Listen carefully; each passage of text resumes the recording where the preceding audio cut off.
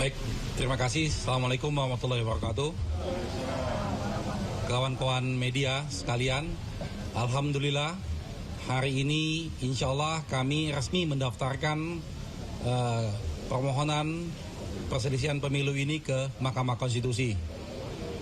Pagi tadi jam 1 secara online kami sudah masukkan pendaftarannya, dan saat ini tim kami sudah di MK lagi proses administrasi untuk kelengkapan berkasnya. Nanti saya akan hadir ke sana dengan beberapa kawan-kawan untuk secara resmi menandatangani permohonan tersebut. Ini kerja yang sudah cukup lama. 1 bulan lamanya kami sudah menyiapkan permohonan gugatan ke MK ini. Kita sudah mengumpulkan banyak pakar dan banyak ahli sehingga kajiannya sangat matang insya Allah. Dan permohonan di MK ini kami lengkapi dengan bukti-bukti yang cukup meyakinkan insya Allah. Dan saksi-saksi juga yang sudah kami siapkan insya Allah cukup meyakinkan. Nanti lebih detailnya setelah resmi diterima oleh MK, nanti kawan-kawan bisa melihatnya. Demikian saja dari saya, terima kasih. Assalamualaikum warahmatullahi wabarakatuh.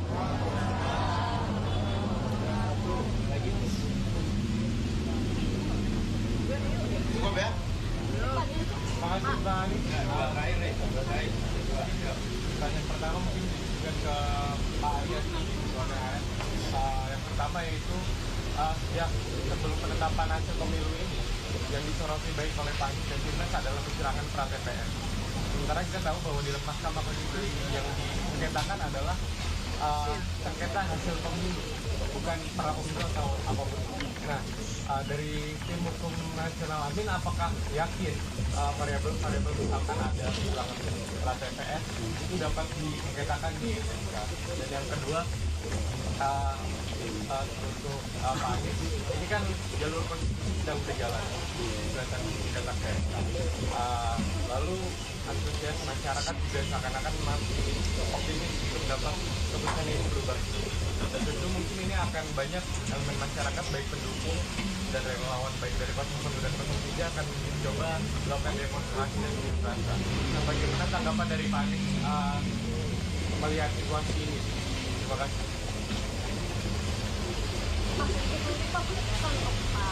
Anies dan juga Gus Muhaimin terkait dengan ajakan Pak Prabowo yang mengajak untuk kembali bersatu ya, dengan digugatnya sengketa ini, apakah itu bisa diartikan menolak untuk bersatu atau seperti apa?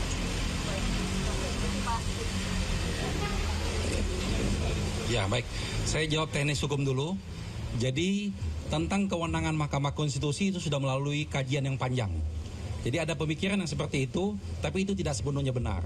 Karena sesungguhnya ketika Mahkamah Konstitusi dibentuk, itu adalah penjaga konstitusi kita. Dan sekarang ini konstitusi kita lagi bermasalah. Nah, masalah-masalah inilah yang kami sampaikan di Mahkamah Konstitusi, diikuti dengan fakta-fakta dan bukti-buktinya. Insya Allah atas kepercayaan dari Pak Anies dan Gus Muhaimin, kami akan menjalankan amanah ini sebaik mungkin dan menyelesaikannya secara terhormat. Terima kasih.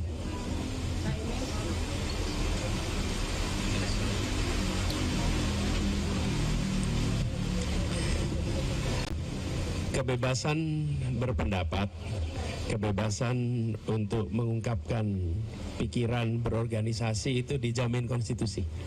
Jadi ketika ada warga negara yang memilih untuk mengungkapkan ekspresinya dalam bentuk tulisan, dalam bentuk podcast, dalam bentuk rekaman, termasuk juga dalam bentuk poster, dalam bentuk spanduk, dalam bentuk jumlah massa, itu adalah hak warga negara.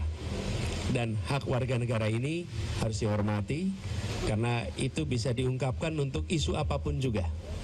Karena itu apabila kita menghormati konstitusi, menghormati prinsip bernegara kita, maka itu juga harus dihormati. Jadi pandangan saya terhadap ungkapan-ungkapan saat ini yang dilakukan di luar MK adalah hak konstitusional yang harus dihormati dan tidak boleh dihalangi. Ya. Kemudian terkait dengan undangan kita begini, pada prinsipnya kita menginginkan agar proses ini berjalan tuntas. Dari situ baru kemudian nanti kita lihat.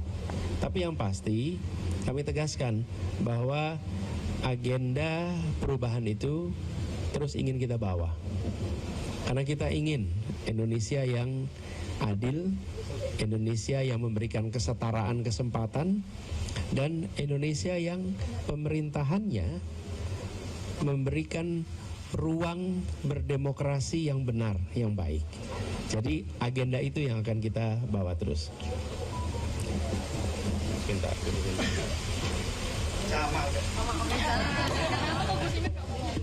Namanya juga sepasang ya. Oke, cukup ya teman-teman sekalian. Terima kasih banyak. Doakan lancar dan izinkan saya menutup. Izinkan saya menutup dengan menyampaikan kepada semua rasa terima kasih.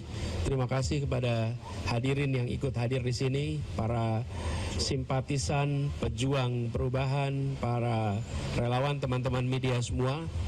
Dan kami ingin tegaskan bahwa kita berjuang melakukan perubahan, termasuk perubahan di dalam proses pemilihan itu sendiri, supaya kualitasnya bisa menjadi lebih baik. Dengan begitu, insya Allah nanti generasi-generasi ke depan juga akan menyaksikan Indonesia yang lebih adil, termasuk di dalam proses demokrasi. Gitu ya. Terima kasih teman-teman. Assalamualaikum warahmatullahi wabarakatuh.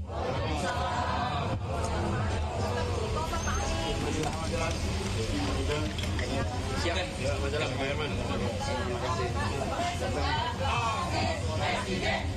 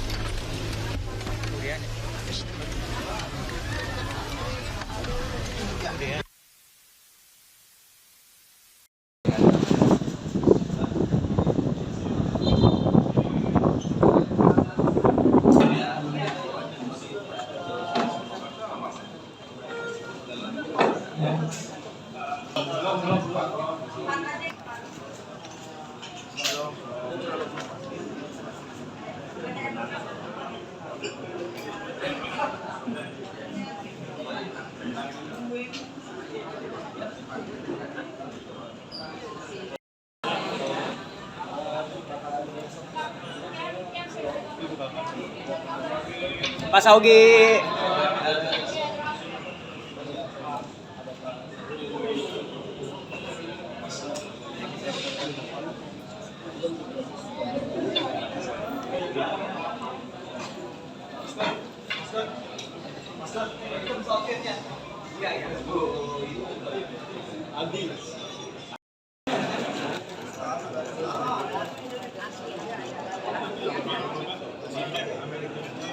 Ya, udah stok-stoknya udah ya.